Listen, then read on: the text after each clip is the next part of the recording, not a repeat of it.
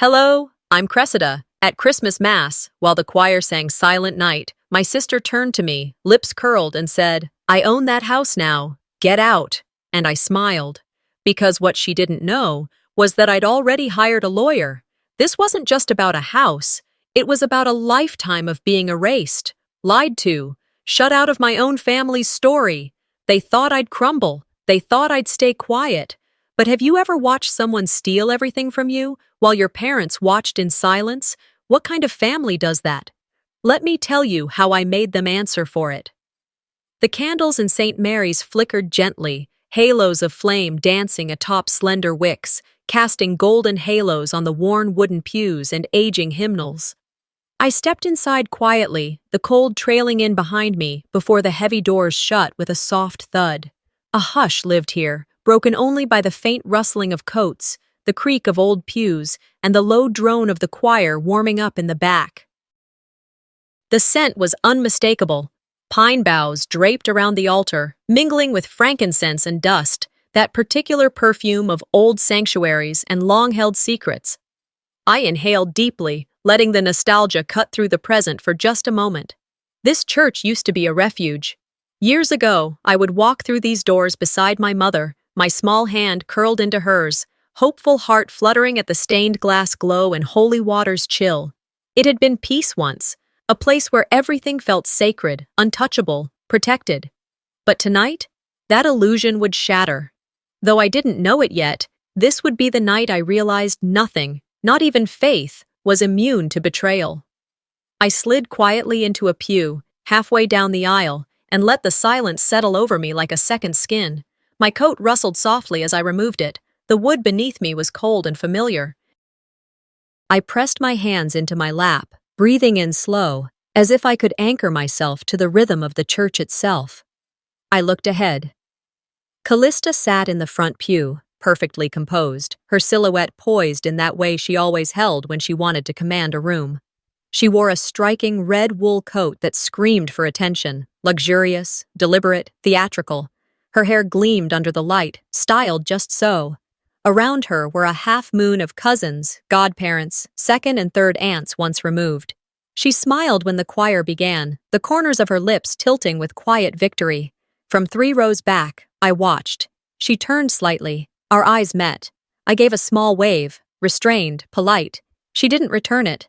I swallowed the hard knot in my throat. That had always been my place in the family, the extra, the background player. The one who cleaned up the messes, paid the overdue bills, covered for someone else's missed appointments or missed mortgage payments, and then vanished quietly from the photo. My accomplishments were acknowledged with politeness. My sacrifices rarely remembered. I was never the favorite, never the chosen. I had come tonight hoping, naively perhaps, for peace, for familiarity. But something in the air felt wrong. Tight. Like a dissonant note in a hymn. I couldn't name it yet, but it pricked my skin like a warning. Mass passed slowly. The priest gave a sermon about light and redemption. The choir's voices rose and fell like waves. Candles burned lower and lower. I stared at the stained glass windows, their blues and reds spilling across the faces around me like some divine judgment. I wondered if anyone else noticed how hard it was to breathe tonight. As the service drew to a close and the final hymn faded, people began to murmur softly. The deacons extinguished the candles one by one. The glow dimmed. The doors creaked open. Cold night air drifted in. People shuffled out, coats rebuttoned, scarves knotted. Someone laughed gently at a memory. Someone whispered about dinner reservations. But I didn't move. I stayed seated, staring at the altar, trying to summon prayer, or grace, or even numbness. Anything but this hollow ache I couldn't explain. That's when she stood. Callista. The click of her heels on the marble floor was sharp, intentional.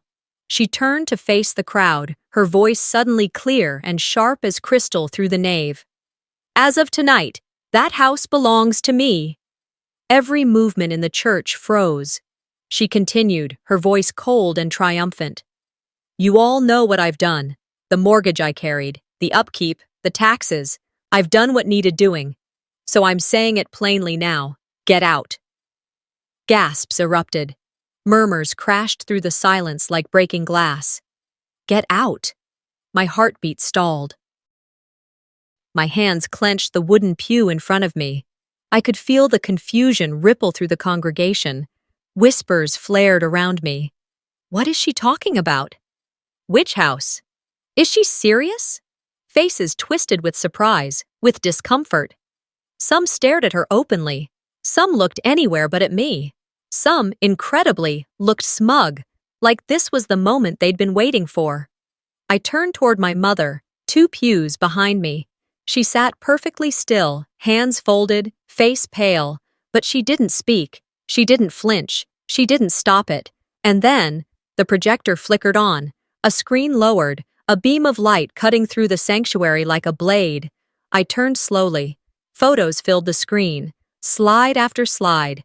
Christmas dinners, 4th of July cookouts, beach trips, graduations, family vacations, but not one single photo of me. Not one. I sat frozen, staring at the slideshow of a life I had lived and been erased from. Entire years omitted. My face cropped out, blurred, ignored. I was gone from my own history. It wasn't just betrayal. It was intentional erasure, a rewriting of memory. My chest tightened. I couldn't breathe. Hot tears pressed at the corners of my eyes, but not sadness, not grief, fury. I remembered every holiday where I cooked for 12 and ate last. Every time I paid the electric bill so the house wouldn't go dark. Every time I sent Callista money for tuition, for rent, for help. And I had asked for nothing. Nothing. I had been quiet. I had been loyal.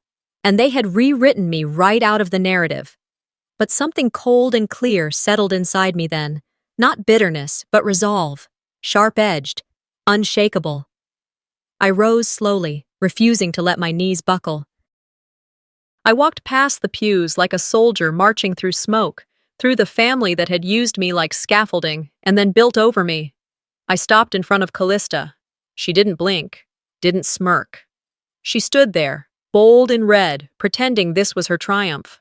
I looked her in the eyes and said quietly, "See you in court." Gasps again. Someone murmured my name, but I didn't wait for the fallout. I turned and walked straight down the center aisle, past stunned faces and murmuring lips. I didn't stop to look back. Outside, the wind was bitter and loud. I stepped into the cold, pulled my coat tight, and kept walking. Behind me, the doors of the church creaked closed. And just like that, I became a ghost in the family that had already buried me. But this time, I would rise, and they would hear me. "See you in court?" The words still echoed in the nave as I turned away from Callista, away from the pews filled with stunned, tight-lipped relatives and polite strangers too cowardly to speak. My footsteps carried me past their silence, past their averted eyes, and into the night. The massive doors of St. Mary's groaned open, and the cold wrapped itself around me like a wet shroud. It was bone-deep and biting, winter in all its quiet cruelty. I descended the stone steps slowly, my boots crunching against light snow, breath forming small white clouds that disappeared into the air. Behind me, the church bells chimed a late hour. I paused at the bottom of the steps, letting the sound wash over me. I heard distant car doors shutting, murmurs fading, laughter from some child too young to understand what had just happened inside. I didn't look back. Instead, I turned toward the street, toward my car parked beneath a flickering street lamp. Each step felt heavier than the last. The soft hum of traffic was distant, muffled by snow and silence. When I reached my car, I didn't start the engine. Instead, I sat still, staring beyond the windshield at a place that once held so much of me. In the near distance, across the hill that sloped behind the church, I could see the house. Our house, the family home, the one my parents bought before I was born. The one where I learned to ride a bike in the driveway, where my mother used to braid my hair on the porch, where Dad barbecued in July and burned the burgers every time. Tonight, it looked beautiful, untouched. Storybook. The windows glowed amber behind lace curtains. A wreath of pine cones and red ribbon hung on the front door. Candlelight flickered from the bay window. Everything about it said warmth, but warmth can lie. To a stranger, it was a Christmas postcard. To me, it was a stage, and the play unfolding inside had been rewritten without my consent. Eventually, I started the car. The engine growled, sluggish in the cold. I drove without music, letting the quiet press against me, tighter with every block. My fingers clutched the steering wheel, knuckles white, jaw clenched. By the time I pulled into the driveway, midnight was approaching. Icicles hung like frozen daggers from the gutters. A thin crust of snow covered the walkway, sparkling under porch light. I sat there, engine running, watching the chimney puff gentle smoke. The house looked alive, but I knew the truth. It wasn't mine anymore. With a hollow click, I shut off the engine and stepped out. The door creaked in protest, as if the car too didn't want to let me go. I moved up the steps slowly, boots crunching against the icy stone. The wind sliced across my face, making my eyes water. I wasn't sure if the tears were from cold or rage. I unlocked the door and stepped inside. The warmth hit me, soft and immediate, but it no longer felt welcoming. It was the kind of warmth that made your skin flush even as your bones stayed cold. I stood in the foyer, coat still on, gloves halfway off. My eyes swept the room. Garlands trimmed the banister. Twinkling white lights framed the windows. The Christmas tree in the living room corner was lit with elegance. Gold ornaments, matching ribbons, white lights, perfectly spaced. A Pinterest-perfect home, but it was sterile, manufactured, aesthetic without memory. It was Callista's taste, always pristine, always curated. I walked forward slowly, pulling off my coat and scarf with mechanical motions. The house was too quiet. Every familiar creak in the wood echoed louder now, like the walls were trying to remind me of something they still remembered. But the walls weren't mine. I passed through the living room and stopped in front of the portrait wall. For years, this wall had been the beating heart of our family. Photographs documenting decades. I knew the order by memory: birthdays, graduations, vacations, holidays. But now, they were all different. Every frame had been rearranged. The photos inside had changed. There was Callista in Aspen, Callista at her engagement dinner, Callista holding a friend's baby, flanked by my parents and cousins. Even family portraits had been reprinted, cropped, reframed, and recontextualized. And I was nowhere. Not a trace. My high school graduation photo, gone. The vacation in Santa Fe where I drove everyone cross-state, gone.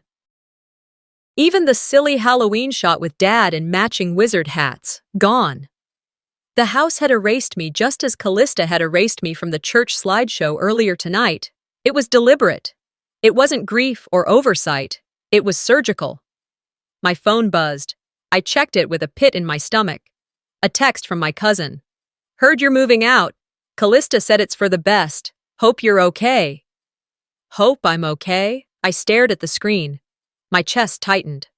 The casual betrayal in those words was staggering. It wasn't just that they believed her, it was that they accepted her version of events without question. As if my existence had always been inconvenient, as if I were a guest overstaying my welcome in a home I helped build. This wasn't some misunderstanding. This had been planned. Callista had been narrating me out of existence for years, telling people I was fragile, too emotional, never stable. At dinners, on the phone. At family gatherings when I was late or absent because I was working or caring for Mom or covering someone else's forgotten obligation, she was always there to step in, to fix things, to be the strong one. And I had let her, because I thought family was sacred. I walked to the couch and sat down slowly, staring into the flames licking at the fireplace logs. My hands trembled. I remembered selling my car so Mom could pay for her surgery. I remembered begging my landlord for a rent extension so we could renovate the upstairs bathroom. I remembered skipping out on grad school offers so Callista wouldn't have to leave town alone. I remembered wiring money quietly, anonymously, just to keep the lights on. And now I was a villain in their story, an invisible one. I stood abruptly. Rage surged in my throat. but no scream came out. I marched to the hallway side table and yanked open a drawer. Inside, something stopped me cold, an envelope with my name written on it in my father's handwriting. My real name, not a nickname, not a pet name, just Indira. I opened it with shaking fingers. Inside was a card, months old. Thank you for always being there. Love, Dad. No date. No message beyond that. It had never been sent. Tucked in a drawer like it didn't matter. Like I didn't matter. Someone had decided I wasn't supposed to see it. Someone assumed I wouldn't notice, that I wouldn't fight. They were wrong. I went upstairs and opened the small wooden box beneath my bed. Inside were the photographs they didn't know I kept, snapshots no one could crop or erase. Me with Dad, paint on our clothes, my 8th birthday, candlelight and frosting. Mom teaching me to braid my own hair. I placed them carefully, one by one, into my bag.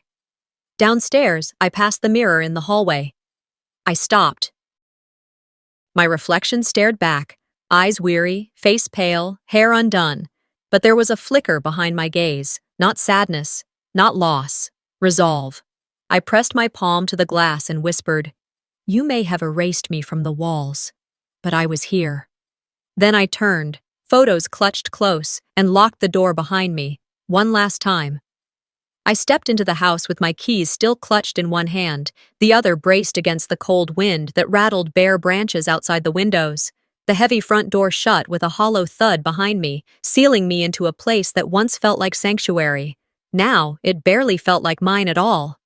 Midday light streamed through gauzy curtains, casting pale, fractured shapes across the hardwood floor. I stood still in the entryway for a moment, listening. No creaks, no hum of a heater, no kettle whistling in the kitchen, just silence. I walked deeper inside, footsteps muffled against the worn rug. The air was still scented faintly with cinnamon and pine, a leftover echo of holiday warmth. Normally, that smell would bring comfort, a reminder of December mornings with cocoa, ornaments, and the sound of my mother humming old hymns in the kitchen. But today, it hit differently. It felt like mockery. A ghost of what had once been, hollowed out. I moved into the living room, drawn toward a familiar corner. My eyes automatically sought out the bed that had once sat beneath the window, my bed. The one I'd slept in for years when I came to stay, to help, to care. It was gone. In its place, a couch. Modern, sleek, lifeless. I sat down slowly, feeling the difference immediately.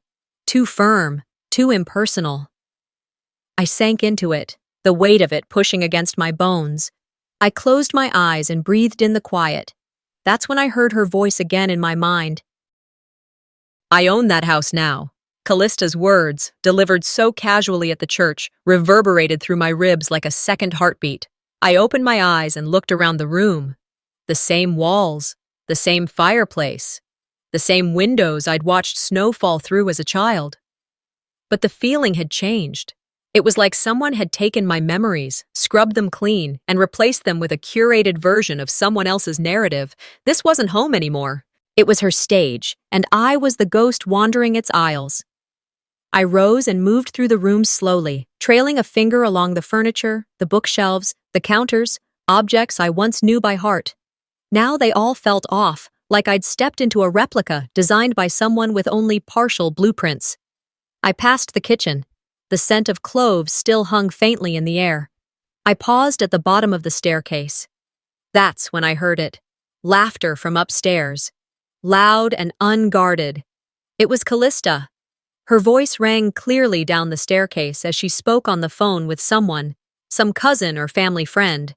"You know I've done everything for Mom and Dad," she said breezily. "Cressida barely even visits." I froze. The words hit me like a slap. They weren't even shouted, just casually tossed out, like they'd always been true. My vision blurred for a moment. Cressida barely even visits. I saw hospital corridors flash behind my eyes, the beeping of monitors, plastic chairs and late-night waiting rooms. I remembered pulling double shifts at the clinic to cover Mom's medication, buying groceries for Dad when his pension didn't stretch far enough. Spending Christmas alone so Callista could fly to Aspen with her friends because someone had to stay with Mom. Delaying grad school so I could manage Dad's medication schedule when his hands started shaking. I was there. I had always been there. And now she was erasing that, one carefully placed lie at a time. I clenched my fists and turned away from the stairs, heart pounding. My body moved on instinct, down the hall, past the coat rack, into what used to be my childhood bedroom. The door creaked softly as I pushed it open. The room had changed.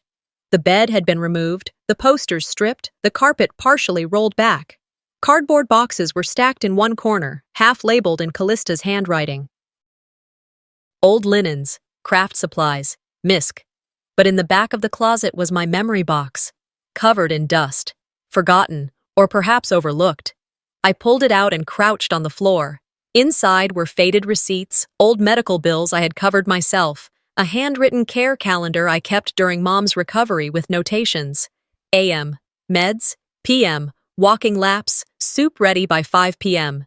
Beneath them, phone photos, printed hastily from years past, me administering injections, packing Mom's lunch, tucking Dad in with heating pads. Proof they'd tried to erase.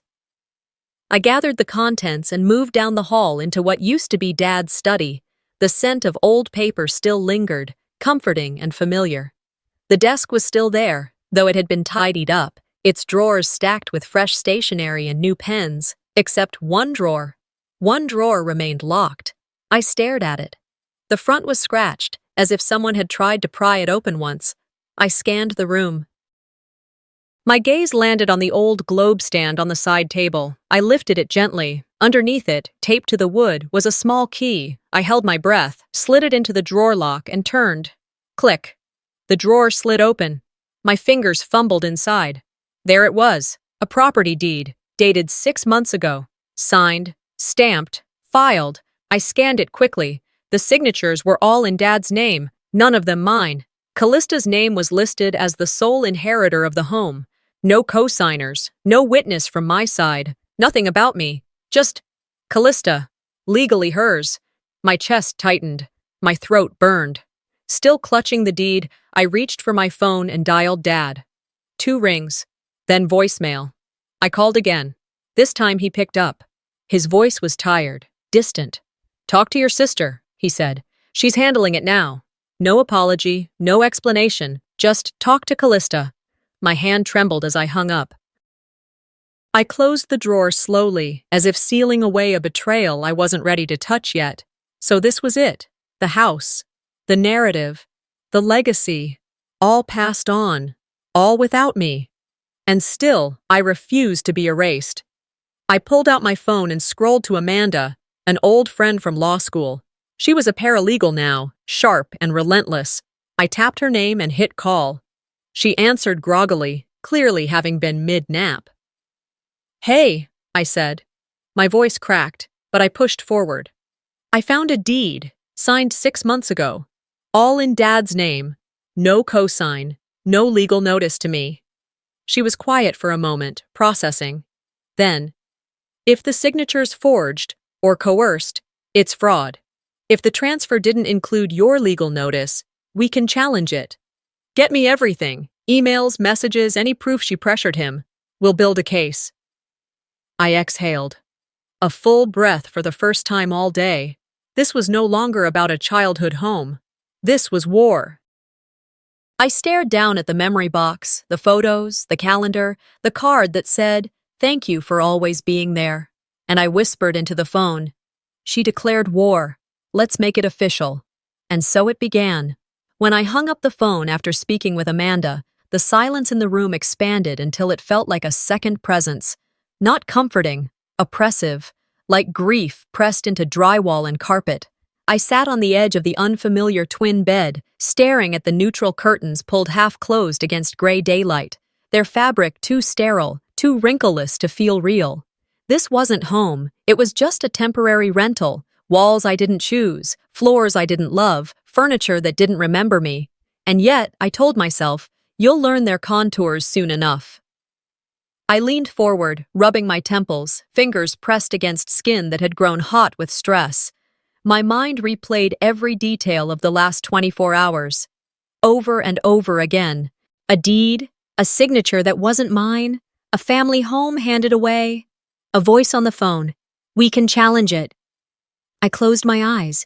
I needed clarity, but all I found behind my eyelids were fragments. My father's voice telling me to speak to Callista, the sharp click of that drawer sliding open, the weight of legal paper in my hand that changed everything. The war had moved from whispered betrayals to legal ground. By the time morning light streamed across the horizon, I was behind the wheel, driving back toward the place that raised me, the place that used to anchor me. My old neighborhood looked exactly the same in the snow, pines heavy with white, mailboxes half buried, chimneys puffing smoke into the crisp air. But I was different, and I knew nothing about this return was peaceful. It was returning to the battleground. I pulled into the driveway slowly. The tires crunched through the frost. The house stood stoically in front of me, unchanged from the outside, its same green shutters, its same cracked porch tile on the left corner. I'd helped Dad repair that tile once when I was 13. He'd handed me the tools and told me, "Fixing things is easier when you do it with love." Funny how love doesn't hold up well in court. I stepped out, my boots hitting the ground with a hard sound. I ascended the steps slowly, fingers grazing the old handrail, as if to ask it, "Do you remember me too?" The door creaked open.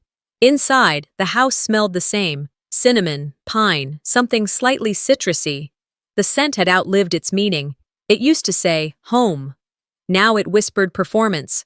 The dining room greeted me first.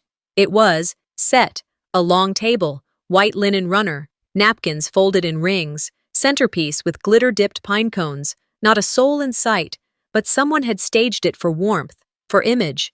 And then I saw it. A manila envelope, casually placed near Dad's usual seat. My stomach turned. I knew that envelope. The image hit me before I was ready. The birthday dinner, months ago, the laughter, the candlelight, the wine. Callista playing host like it was her kingdom, my mother smiling too wide, Dad quiet.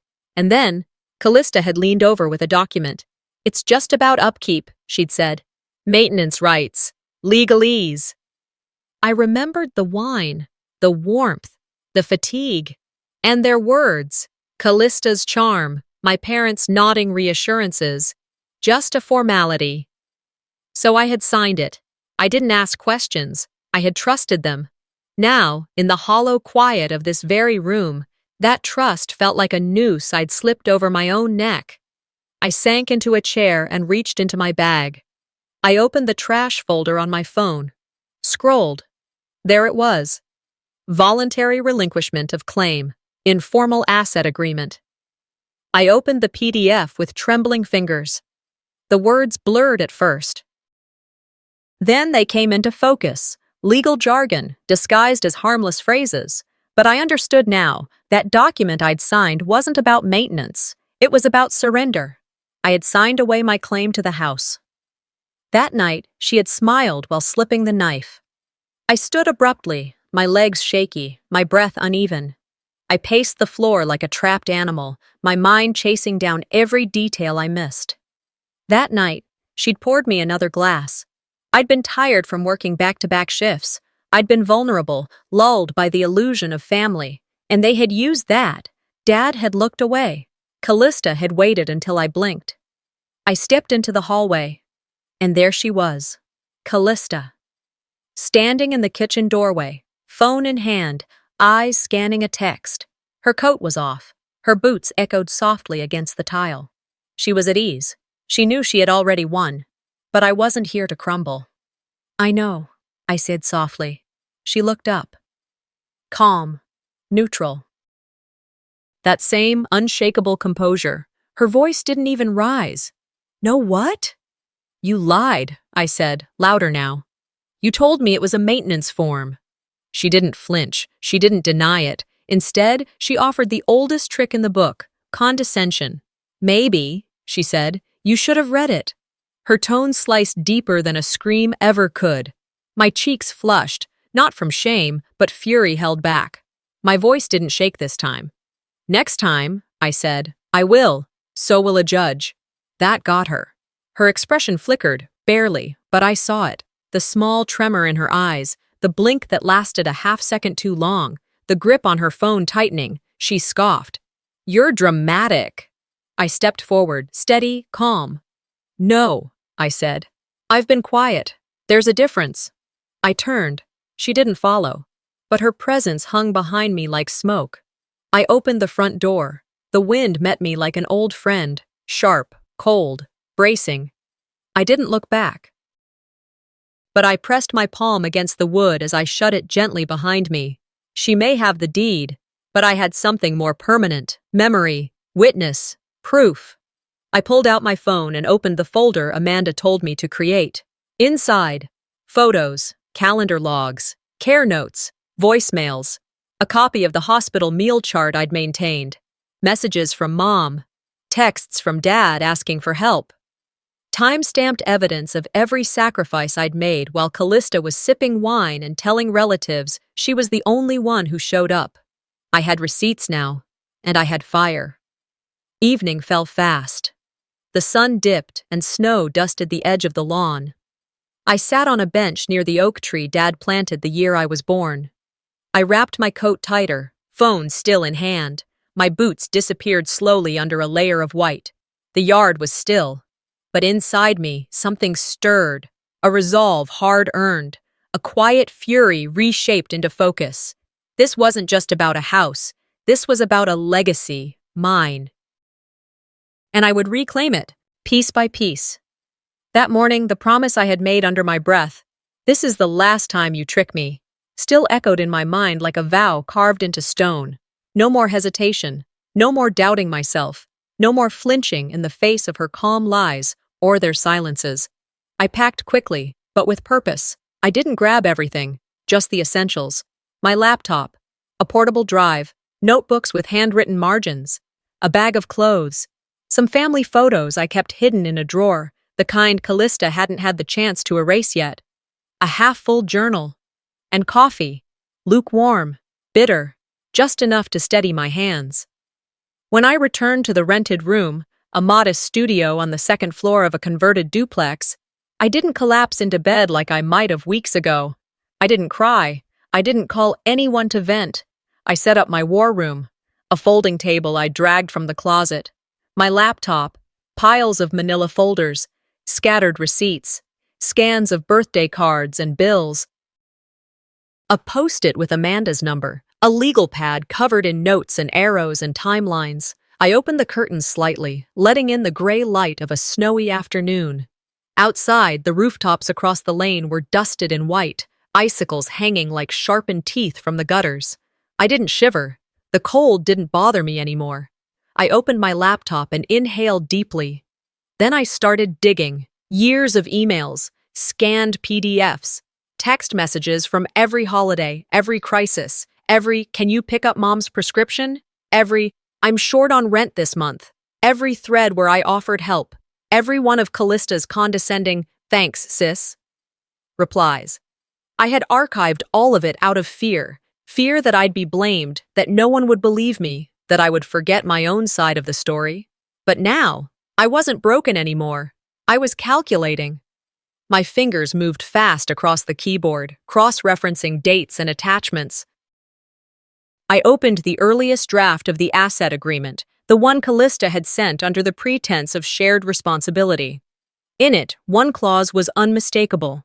Recipient retains partial ownership and shall be included in decisions regarding repairs, equity, and sale.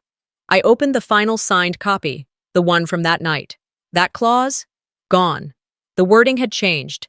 The entire paragraph rewritten. In its place, vague legal phrasing that favored full transfer of claim under the guise of simplicity. Callista had rewritten it, quietly, strategically, and I had signed it, believing I was only signing up to fix a leaky roof and pay for pest control. She didn't just trick me, she orchestrated the con. I stared at the screen, fists clenched. The cursor blinked in mockery. Then I picked up the phone and called Jamie, an old friend from law school, now an associate at a firm downtown. He'd always been the careful one in our study group, the one who asked the questions no one else thought of. He picked up after the second ring. "Indira," he said, voice calm but alert. "Talk to me." I did. I told him everything. My voice didn't shake. I laid it all out like a deposition. Each document, each moment, each twist. When I finished, there was a pause. Then Jamie said quietly, "You were deceived. This wasn't just a bad deal. It's coercion. It's misrepresentation. You have a case." My heart leapt, just slightly. It was like seeing the faintest light at the end of a long, brutal tunnel. I didn't cry. But for the first time in weeks, I almost smiled. Jamie's tone shifted into legal rhythm. "I'll need everything. Communications, drafts, any witnesses who remember what you were told, handwriting samples if you suspect the deed itself was manipulated. If your dad's signature is off, even slightly, we can request a forensic document exam." I was already nodding. "I have the email threads and video clips. Some with audio. I'll send everything tonight." "Good," he said. "We'll start with filing a formal claim of misrepresentation. You're not alone in this." After we hung up, I leaned back in the chair, staring at the quiet outside my window. The snow was falling again, soft and slow, cloaking the rooftops in fresh white. The street was hushed, peaceful. But inside me, everything was loud, focused. Later that afternoon, I needed something real, something physical to remind me of what this fight was really about. I drove. Back to the house. To their house now, her house on paper, but I refused to call it that. As I pulled into the driveway, the cold sun dipping behind pine trees, I saw her, Callista, leaning against her car. She wore a wool coat and boots, phone in hand, unreadable expression painted across her face. She saw me before I stepped out. I didn't flinch.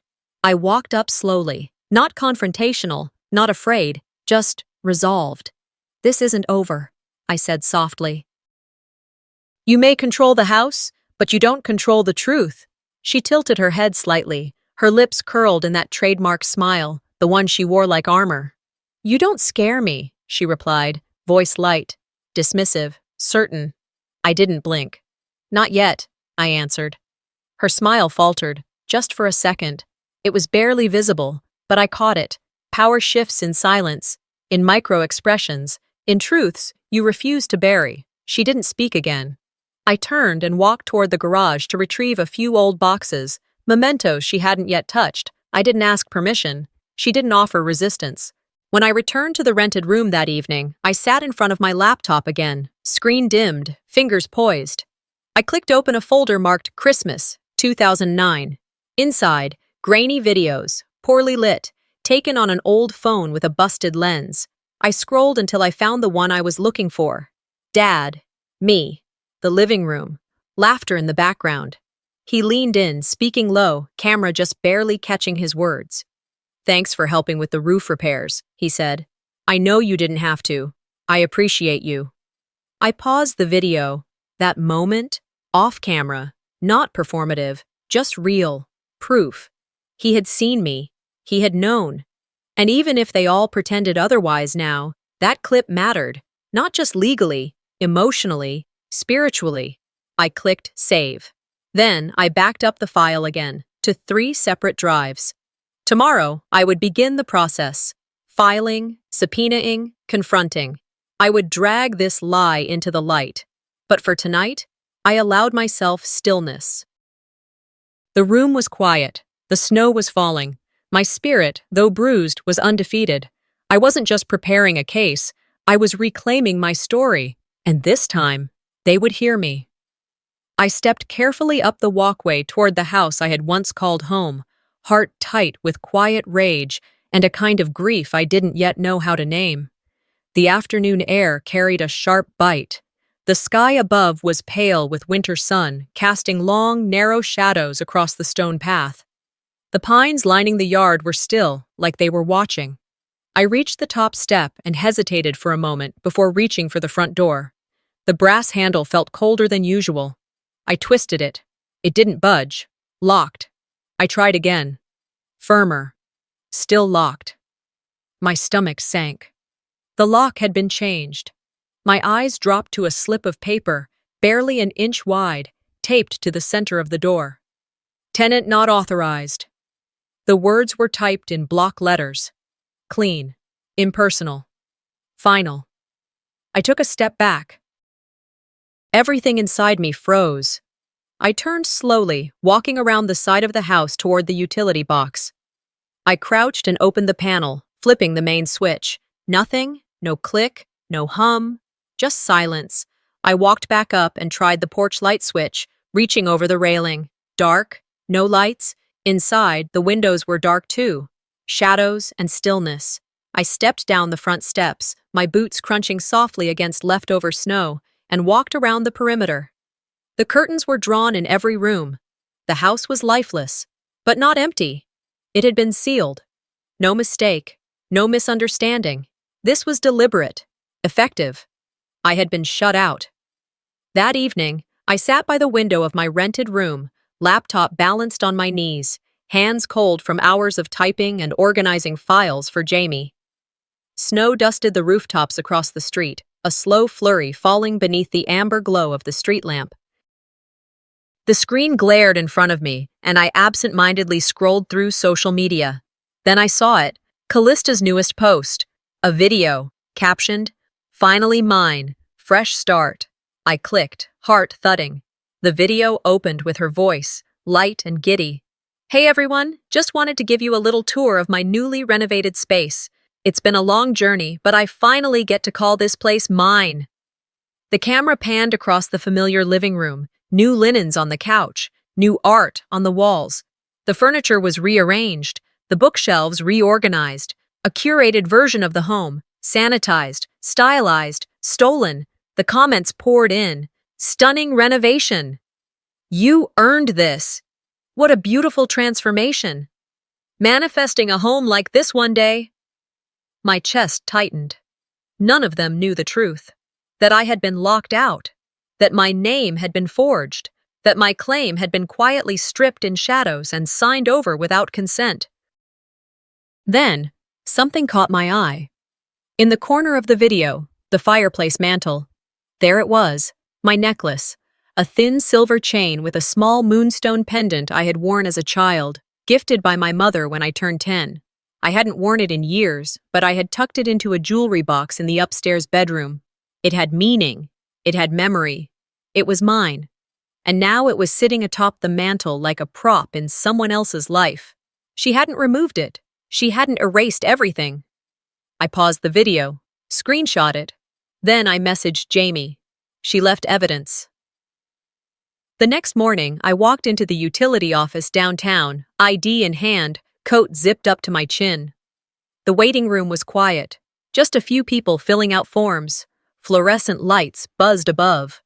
When I reached the desk, I laid out my ID, address, and account number. The clerk typed something into their system, brow furrowing. "Ma'am," they said, voice clipped. "Your account was canceled last night by owner request." I froze. Owner request? They nodded. "According to this, your name was removed from the service. Access was revoked. The request was processed and confirmed at 8:12 p.m. My hands tightened around the edge of the desk. "That's impossible," I said. "I never canceled anything. I never even received notice." They shrugged helplessly. "It says here the cancellation form was submitted with electronic signature and a copy of the deed attached." I asked for a copy. They declined. Only the listed owner can request documents. I walked out slowly, breath misting in the air. By the time I got back to my room, Jamie had already responded. "That's criminal interference," he said. "You had active residency. That's unauthorized access denial. We can file for emergency injunction." The legal wheels had started turning. This was no longer just theft. This was illegal eviction, fraud, forgery. Interference with utility access. This was a pattern, documented, time-stamped, and we were building a case. That afternoon, I showed up at a local cafe where my family had gathered for brunch. It wasn't a surprise visit. I'd seen the group text thread, aunts, uncles, cousins, plates of waffles and mugs of steaming coffee. Holiday cheer tinged the air. Callista was there, sitting at the center of the table. She wore red lipstick, gold earrings, effortless confidence. I stepped up, tall and still, ignoring the polite awkwardness that followed. She looked up as I approached. "You forged my signature," I said, calm but loud enough for the table to hear. "You submitted a false cancellation. You cut my power. You're not just unethical anymore, Callista. You're criminally liable." Aunt Teresa set her fork down. The room went still. Callista blinked. Then, without missing a beat, she said coldly, "You're making a scene." I leaned in slightly. "No," I replied, eyes locked on hers. "I'm claiming what's mine." Something shifted behind her eyes, a flicker of discomfort, of calculation. Her mask slipped, but just for a second. Then she looked away, muttering something about drama and walking the line. I turned and walked out. I had said what needed to be said. Not for them, not even for her, but for me. Back in my rented room, the sky darkened outside. I sat by the window again, opened my voice recorder app, and clicked record. My voice was steady, clear. I spoke into the silence. The date, the events, the sequence of betrayal. I named each act, each document altered, each utility shut off. I named the illegalities. I named the truth. I didn't post it. Not yet. I simply saved it. One clip, one backup, one living record of my voice, of my refusal to disappear. I closed my laptop and sat back. The snow kept falling. I felt the weight of the truth on my chest, but it didn't crush me. It grounded me, and this time, I was ready to fight back. The one clip, one confession, one backup plan. I couldn't sleep, couldn't rest. The recorder file weighed heavy in my jacket pocket as I stepped out into the cold December dawn. Snow lay soft on sidewalks. Mailboxes bore gentle caps of white. I walked to Lourdes' apartment, heart thumping. She'd asked me to come. The building was modest, a row of weathered brick units. The door unlocked with a buzz. Inside, Lourdes greeted me in the narrow living room, warm light from a small lamp casting shadows on walls. She looked tired, but determined. "I quit because I saw too much," she said quietly. I sat across the coffee table, hands trembling. She emptied her purse and pulled out her phone. Her voice cracked as she said, "Listen." She tapped play. Callista's voice emerged. "She'll be out by Christmas, legally or not." Underneath, my father's voice, "Don't tell her anything. She doesn't know what we signed." Silence hung in the room. I stared at Lourdes. My body shook. That was proof. Collusion. Conspiracy. Family betrayal in vocal form. I tucked the recording into my jacket and left Lourdes' apartment with reverence. Every step felt heavier, charged. By noon, I was in Jamie's office. I handed him the phone. He listened, jaw tight. "This is coercion. This is conspiracy. This isn't just civil, it's criminal." He looked at me, eyes echoing fire. We spent hours assembling the case, transcribed audio, timelines, signatures, newspaper records, emails. Jamie locked in details, marking lines, Exhibit A, Exhibit B. Then a call came from my cousin, Marin. She remembered Callista bragging at Thanksgiving dinner. I had to remove the weak links. She'd laughed. Now she regretted it. Other relatives whispered. Some admitted confusion about the sudden transfer of the house. The narrative was cracking. Late that same day, Jamie filed a temporary injunction freezing all modifications to the house. Official papers landed at my hand. I was named plaintiff, my name officially tied to this fight. Evening came. I strode into the county courthouse, a navy blazer on wool dress, boots clicking across the foyer. I carried betrayal with me, but I also carried evidence, justice, resolve. Inside, I felt eyes watching, family, neighbors, strangers. I walked past security through doors into the courtroom, every betrayal a brushstroke of strength across my frame. I pushed open the heavy courthouse door with quiet resolve, feeling each betrayal I'd carried now pressing like steel around my shoulders. The foyer smelled of polished wood and cold marble. People shuffled in coats, some greeting familiar faces, others staring at the new face I had become. I walked in wearing a navy blazer, my armor, and every lie, every erased memory felt alive behind me. Inside the packed courtroom, the air hummed with tension. The judge's bench stood at the front, wood paneling rose high. I took a seat beside Jamie. Across the aisle, Callista sat confidently with her lawyer, crisp suit, polished shoes. My parents sat in the back row, faces unreadable. I forced myself to breathe slow, steady.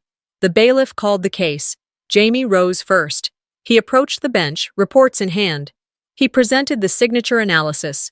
A forensic handwriting expert testified that the voluntary relinquishment document bore clear inconsistencies with my normal script, letter forms, slants, spacing, not matching my known samples. The court murmured.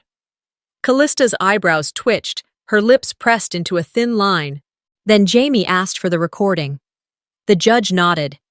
Lords's voice echoed, "She'll be out by Christmas, legally or not." Beneath it, Dad's hush. "Don't tell her anything." The courtroom gasped. Callista's face turned pale, lips parted. Her lawyer attempted an objection. "Your Honor, that recording." But the judge cut him off. Overruled. My heartbeat hammered, but I kept silent. I watched as evidence stacked. Jamie displayed property tax records proving I'd paid the taxes the previous year. He pulled up email threads showing I'd contracted and funded major repairs, roof replacement, plumbing, siding. That money was mine.